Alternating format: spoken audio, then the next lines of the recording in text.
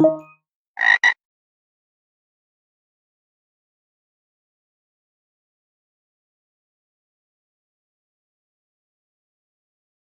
right, everybody, this is a guided walkthrough for the Web 1 challenge, HTTP, a simple GET request. So this is a challenge from the olicyber.it website as part of their introduction set of challenges from the web security category. Okay, so it says, in this series of introductory challenges for web security, the HTTP protocol and the main web technologies commonly associated with it, and some simple tools to interact with you. Okay, I mean, the translation is not perfect, but I think we can get the gist. The individual challenges will follow the Jeopardy model, concentrating on obtaining a flag. The examples and explanations proposed will refer to the language Python and its standard library, as well as libraries, requests, and the beautiful soup, which is therefore recommended to install to follow this path. Installing the recommended libraries on Debian and Ubuntu, Linux. Okay, they've gotten some instructions over here. So I won't linger too much about the instructions. It's basically talking about how to install Python and how to get Python working on your Linux system. So it also talks about Windows systems, but let's talk about the main part of the lesson. So designed to facilitate access to hypertext documents, Hypertext Transfer Protocol, HTTP, is now used to transfer information of all kinds to and from remote servers across the network. This information is organized in resources identified by address strings called URLs. So URL stands for Unified Resource Locators, and fundamental executable operations on these resources are called verbs, HTTP, otherwise known as HTTP verbs. Okay, so the simplest of these verbs, get, is used to get a resource from a remote server. The goal of this challenge is to get the text of the root resource of the server, so this one over here. It's identified by this URL, and we recommend using the function get of the library requests. Okay, so inside you can see that a URL is generally composed of a scheme, in this case HTTP, that identifies the mechanism of access to the resource, internet address optionally comprehensive of a door. Anyways, the translation kind of breaks down in this section of the explanation, but basically what we need to do is we need to access the web root of this website right here. So HTTP web1chals.olicyber.it. I've got a little presentation talking about this, so let's go ahead and begin doing that. Okay, so this is olicyber web 1, a simple GET request. So in this challenge, we're instructed to access a specific website using a GET request. So what are GET requests? Oh, first, what are URLs? So they talked about URLs in the description there. So web addresses known as Uniform Resource Locators, or otherwise known as URLs, are used to access web pages. So inside of our URL here, so HTTP web1.chals.olicyber.it. So HTTP, this portion of it, is the protocol. So normally on the internet, you see either HTTP or HTTPS. HTTPS is the standard for the internet these days, which is the secure version of the HTTP protocol. So all you need to know is that in our URL, there will always be a protocol, and then the next part is web1.chals, and these are subdomains. So these are these are other domains within the main domain, which is this one right here, olicyber.it. So this part of the URL is known as the domain. So what are requests? So we talked about the URLs and we talked about requests. What are these requests? So all web resources are accessed using requests from the client device. So the client device is the device that we use to make the web request. That would be something like a web browser, or it could be some program that also makes web requests. Most of the time, when normal people are talking about accessing web page, we're using the web browser as our device, as our client device. Okay, so what is a web request? It's made from the client device with a URL, and it's made to the server that hosts the resource. So there are clients and there are servers. So servers serve the information and clients access the information. But what are these GET requests that they were talking about? So there are different types of web requests. These are called either methods or verbs. So you'll hear either being used when we're talking about these types of requests. Here we're using a GET request. So request methods, they're also called verbs. GET requests are used to retrieve the contents of web pages. So when you use your web browser to browse to a random site, the first type of request you usually use is a GET request to get the contents of the website. Okay, so the default request method of web browsers is the GET method. So when you just paste in an address into the browser and hit the enter key, it'll usually use the GET request to get the contents of the website. Okay, so we're going to try solving this challenge in 3 different ways. So the first way we're going to be using is the browser method. So the default request method made by web browsers are GET requests. So all we need to do is paste in the URL into the browser address bar and hit the enter key. So this is pretty simple. We're going to go to the challenge. We're going to copy the URL, and then we're going to go to an empty browser tab. We're going to paste in the web address into the address bar.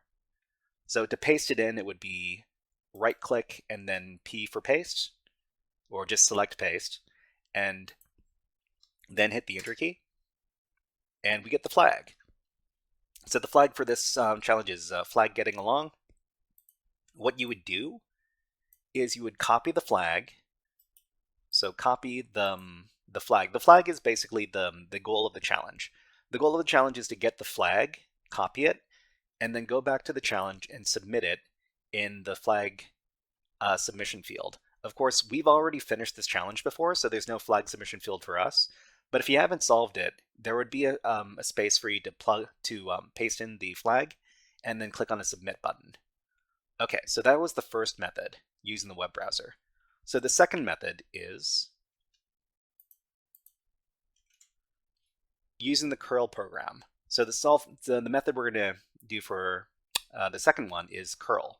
So the curl program is commonly used to access web pages from a CLI terminal. So CLI in this case means command line interface. So it's basically a text-only type way of interacting with the system. By default, it uses GET requests. So if we just type in the word curl and then space, and then paste in our address and hit enter, it's going to get the response from the web page. So for our purposes, there's a very handy site that we use called JS Linux.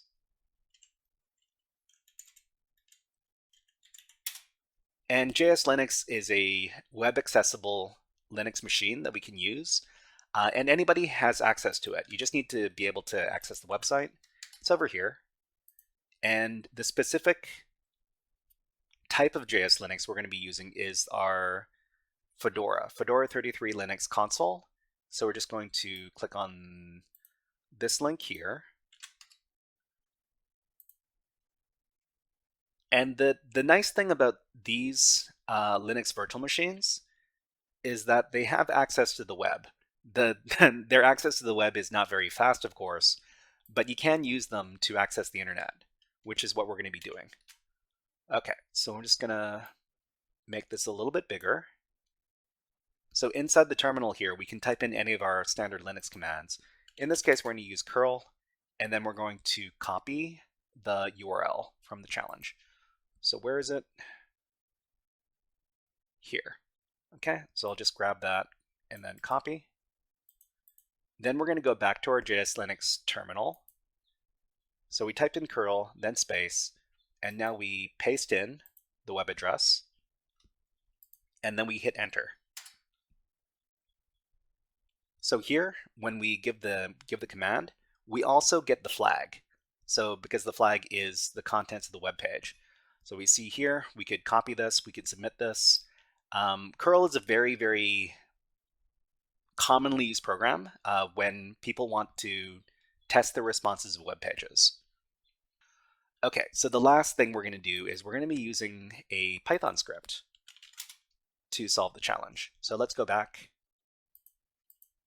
So that was solve method 2 curl. So to use the curl command, you just type in the word curl and then a space, and then the URL that you want to access. If successful, curl will output the web page body contents. So this is what it does over here. So curl is a very powerful program. We'll talk about more of its capabilities in other challenges. So the third type of method we're going to be using to solve this is the Python method. So we can also write a Python script to retrieve the contents of the web page for us. So this is a lot more text than for the other methods of solving the challenge, but it's important to be able to use a programmatic way of interacting with websites, especially if we're trying to use if we're trying to automate some of our interactions with the website. So let's just talk about what the Python script here does. So the first thing we do is we import the request module. So the request module is it's a very common library that we use inside of Python to access web pages. Okay, and then we define our URL variable, which is the URL of the website we want to interact with over here. And then we define a couple of more variables. So it's not super necessary to do this step by step. I'm just doing it step by step in the script to make it a little bit easier to understand. So the next variable is the get rec, which stands for get requests. And this variable is going to be equal to requests.get. So this is the request library, and then the get method, and then the URL. So the URL, this one over here, is going to be plugged into the method. And then we've got the request text, which is simply the get rec variable dot text. So that dot text is the attribute of this particular object over here. Okay, so the last thing we do in the script is we print the request text, which is basically the body of the web page that we got through the request.get method here. Okay, so I've got all of this script over here on our website. Let me just grab that. Okay, so the Python script is over here. If you're interested in taking a look at this, you can find it over here. So the script, we're going to copy it, and then we're going to go back to our JS Linux machine. So in the JS Linux machine, we can use the nano text editor to access, to create a file called web01.py. And then in the text editor, we can paste in our script that we copied earlier. So paste. Okay, so this looks a bit messy because it didn't copy the line, the spacing correctly. Okay, so we're just going to we're going to save this. We're going to go back in, and then we're going to adjust the script because Python really doesn't like it when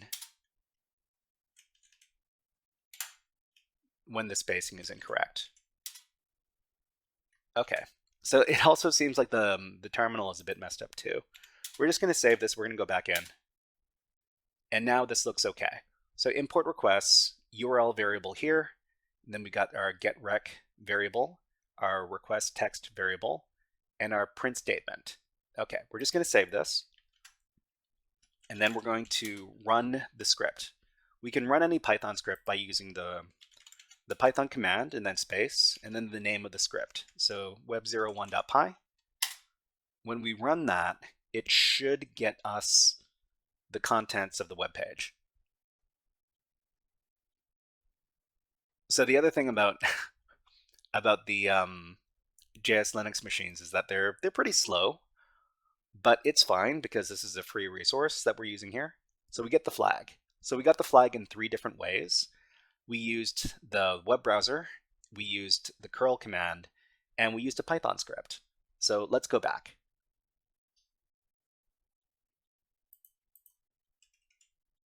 So to use Python to make web requests, we will be using the Python request module, which has all of the functions and methods we need to use to access web pages.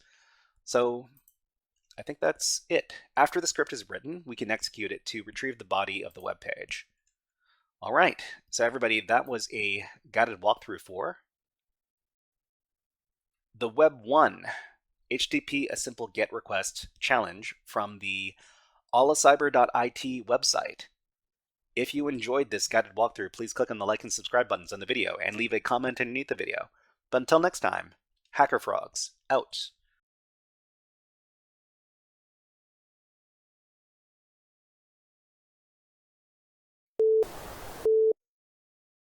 Hey there, HackerFrogs! Are you enjoying this workshop? Learning new concepts and skills? If so, there's a way you can support the channel, and it's totally free. Just click on the subscribe button below the video. Also, click on the like button. And if you have questions or comments on this workshop, please leave them below the video.